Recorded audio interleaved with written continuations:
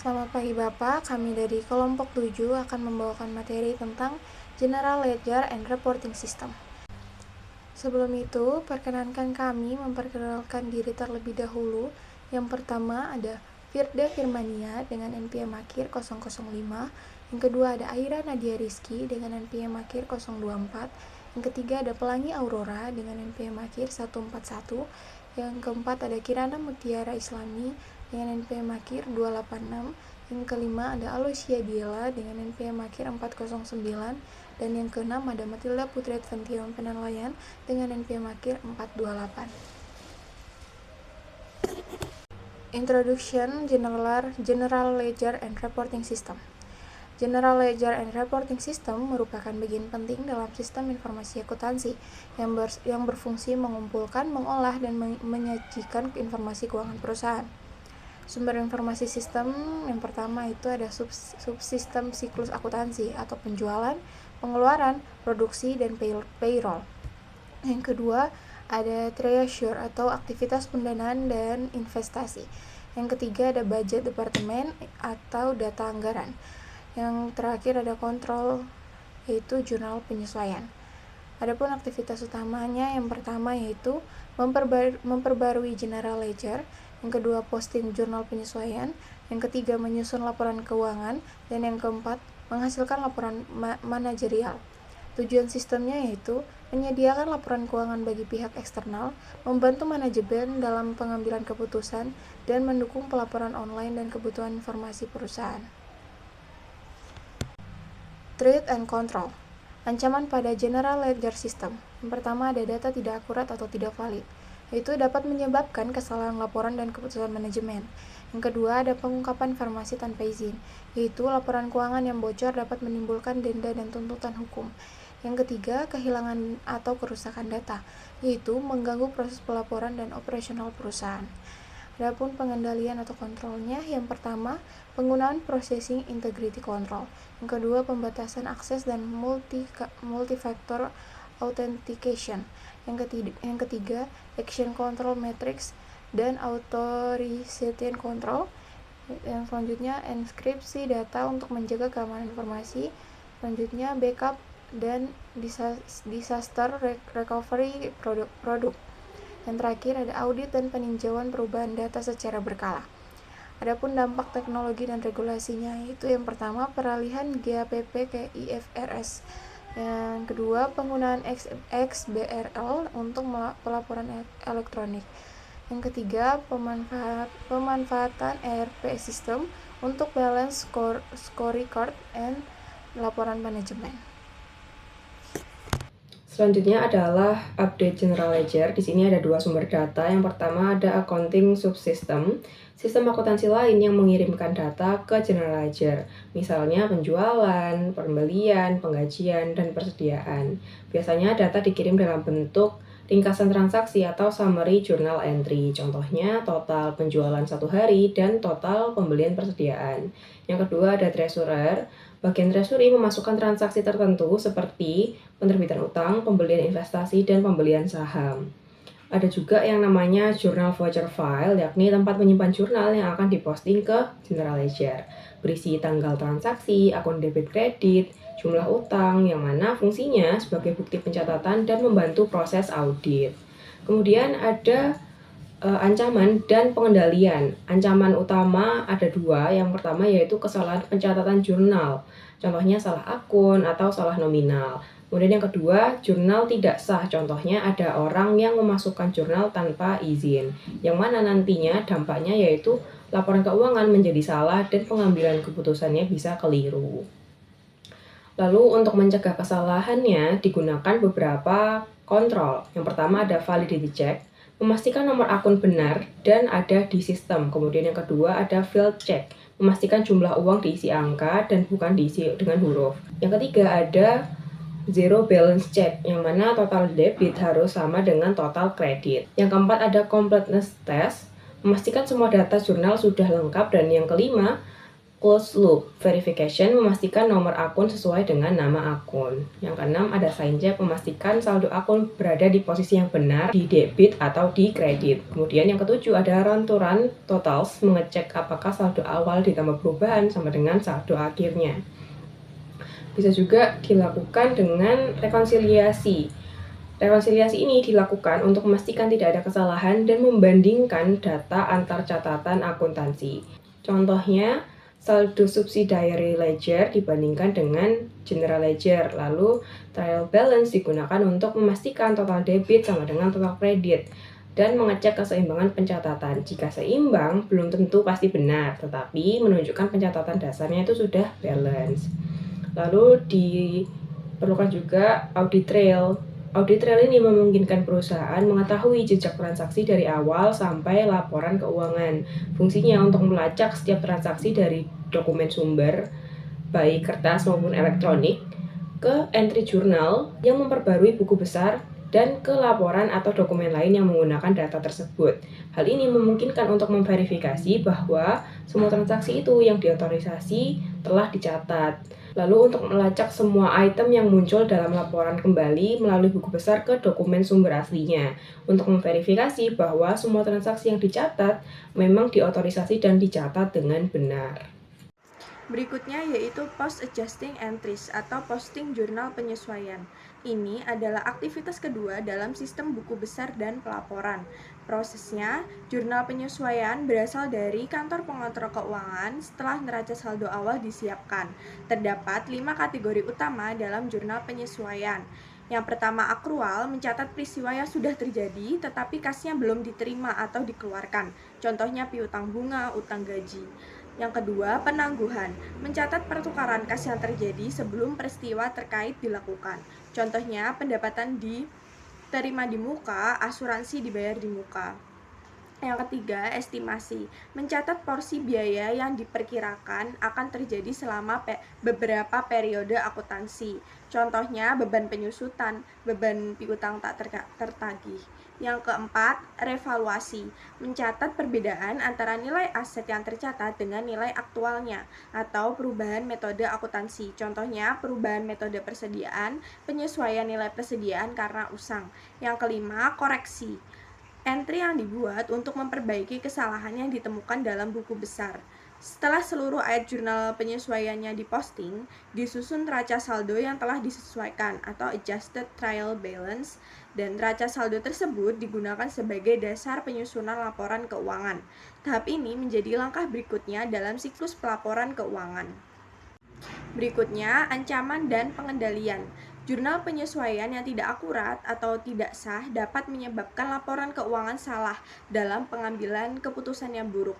Langkah pengendaliannya yaitu pengendalian integritas pemrosesan data, memastikan entry data akurat, dan mencegah ancaman entry jurnal yang salah. Yang kedua, pengendalian spreadsheet. Mengingat banyaknya jurnal penyesuaian dihitung di spreadsheet, perlu ada perlindungan terhadap kesalahan rumus. Yang ketiga, file jurnal penyesuaian standar. Membuat file standar untuk entry yang berulang seperti penyusutan untuk meningkatkan akurasi dan kelengkapan. Yang keempat, pengendalian akses yang kuat. Membatasi siapa yang bisa membuat jurnal penyesuaian. Yang kelima, rekonsiliasi periodik dan jejak audit.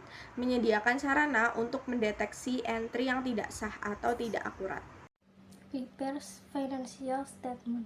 Penyusunan laporan keuangan adalah proses mengolah dan menyajikan data akuntansi yang telah dicatat dalam sistem menjadi laporan yang sistematis. Proses perusahaan menutup buku secara berkala seperti bulanan, triwulan, dan tahunan. Dengan membuat closing journal entry untuk menutup akun pendapatan dan beban, kemudian memindahkan laba atau rugi bersih ke retained earnings atau laba ditahan. Transisi dari GAAP ke IFRS. Transisi ini adalah proses perubahan standar akuntansi dari GAAP ke IFRS dalam penyusunan laporan keuangan. Tujuannya adalah agar laporan keuangan lebih global, transparan, dan dapat dibandingkan secara internasional. Perubahan utama yang terjadi yaitu yang pertama, aset tetap dari satu kesatuan atau GAAP menjadi bisa per komponen seperti IFRS. Kemudian yang kedua, RNT dapat dikapitalisasi lebih awal. Yang ketiga, persediaan LIFO tidak diperbolehkan. Apa itu XBRL? XBRL atau Extensible Business Report Language adalah bahasa pemrograman yang dirancang khusus untuk memfasilitasi komunikasi informasi bisnis secara efektif melalui pemberian label atau tag pada setiap item data. Perubahan proses pelaporan. Yang pertama ada proses tanpa XBRL. Langkahnya yaitu yang pertama, data akuntansi diproses untuk membuat laporan. Langkah kedua, laporan dibuat dalam berbagai format seperti text file, PDF report, spreadsheet, dan HTML. Langkah ketiga yaitu berbagi pengguna menerima laporan tersebut. Langkah keempat, pengguna harus memasukkan data kembali secara manual dari laporan sistem mereka, baru kemudian diorganisir dan disimpan. Yang kedua ada proses tanpa XBRL. Langkah yang pertama yaitu data akuntansi diberi label atau tag data dalam XBRL. Langkah kedua, dihasilkan satu dokumen utama yaitu XBRL Business Report. Kemudian langkah selanjutnya, berbagi pengguna menerima laporan bisnis XBRL tersebut. Kemudian langkah terakhir yaitu yang keempat, laporan langsung diproses oleh software analisis untuk dianalisis tanpa perlu diinput data manual lagi. Inline XBRL. Teknologi XBRL menggabungkan HTML dan SBRL sehingga dokumen tetap dapat dibaca oleh manusia melalui browser, namun sekaligus mengandung data terstruktur yang dapat diproses otomatis oleh komputer.